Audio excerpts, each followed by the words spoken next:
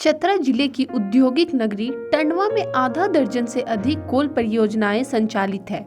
इसके अलावा यहाँ 4 अन्य कोल परियोजनाएं स्थापित होने के अंतिम कगार पर है, जिससे सीसीएल परियोजना न सिर्फ प्रति वर्ष करोड़ों रुपए मुनाफा कमा रही है, बल्कि अपना व्यापार भी तेजी से बढ़ा रही है। बावजूद यहाँ निवास करने वाले लोगों के चेहरे की चमक को काले हीरे की चमक ने फीका कर दिया है। लोगों का विकास होने की वजह उनका विनाश हो रहा है। न तो योजना का लाभ मिल रहा है और न ही कोल कंपनी क्षेत्र का विकास कर रही है। लोगों का कहना है कि चाहे केंद्र की सरकार हो या राज्य के प्रतिनिधि, कोई भी हमारी समस्याओं पर गंभीरता से विचार नहीं कर रहा है। कोलेरी खुलने के बाद धूल गर्दा से लोग ग्रसित हैं, जिससे बीमारी पैदा हो रही है। राज्य सरकार तो यहाँ से कोयला लेकर के चली जा रही है, लेकिन हम लोग को उसके बदले में यहाँ केवल बीमारी ही बीमारी उत्पन्न पैदा हुई। रोजगार संबंधित कुछ भी किसी को रोजगार नहीं दिया गया है।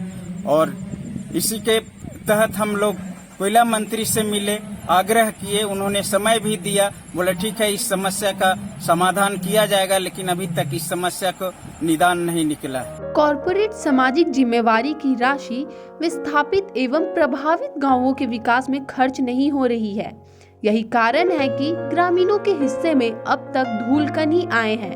धूलकणों से वहां का वातावरण दूषित हो रहा है। वायुमंडल इतना प्रभावित हो गया है कि शुद्ध हवा मिलना मुश्किल है। पानी की शुद्धता भी प्रभावित हो गई है। नदी और नालों का अस्तित्व मिट रहा है। आबोहवा को प्रदूषित होने का दुष्प्रभाव भी सामने आने लगा है। लोग नाना प्रकार की बीमारियों से ग्रसित हो रहे हैं। इसका कारण धूलकण है। इन लोगों के मन में सीसीएल के प्रति आक्रोश है।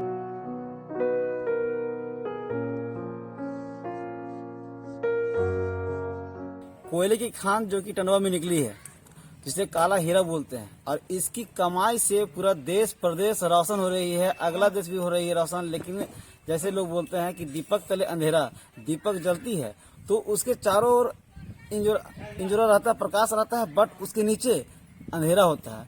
ठीक उसी प्रकार से यहाँ कुछ भी विकास का कार्य नहीं हुआ यहाँ, जबकि यहाँ की कमाई से बाहर हो रहा है।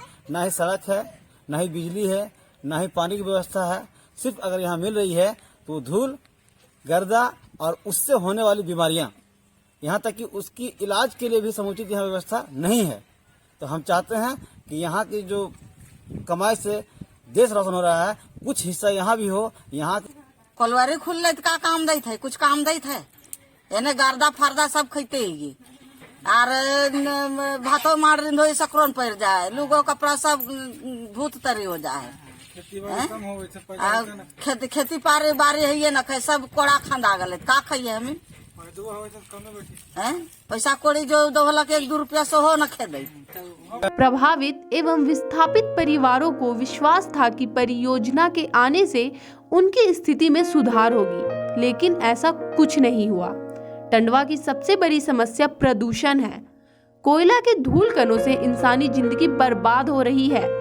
वातावरण पूरी तरह से दूषित हो गया है। कोल परिवहनों के परिचालन से सड़क के आसपास के घरों में सुबह होते धूल कणों की परत बैठ जाती है। जहाँ तक प्रदूषण की बात है, वहाँ पे जो पोल्यूशन सर्टिफिकेट्स हैं उसका जांच किया जाता है, और साथ ही साथ जो कोल ढुलाई हो रही है उसमें रेगुलर पानी पटाने में कई कंपनीज के द्वारा जो है वो इंटरेस्ट नहीं लिया जा रहा है, या लगातार उस तरह से नहीं किया जा रहा है, जिसके कारण इश्यूज आ रहे हैं। तो अभी हम लोग कोऑर्डिनेशन के माध्यम से इसको सॉल्व करने की कोशिश कर रहे हैं, लेकिन यदि ये स्थिति आगे बनी रहेगी तो उस पर फिर हम लोग आगे कानूनी कार्रवाई भी करेंगे।